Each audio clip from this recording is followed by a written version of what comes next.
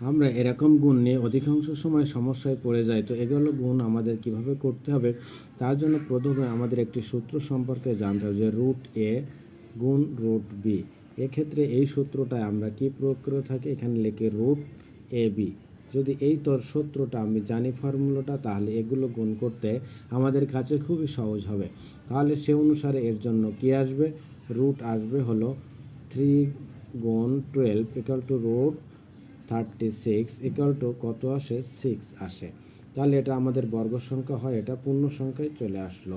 অনেক সময় পূর্ণ সংখ্যায় নাও আসতে পারে। তাহলে সেটা কিভাবে, আমরা এটা যদি টেস্ট করি তাহলে রুট কত হবে, 4 গুণ 5।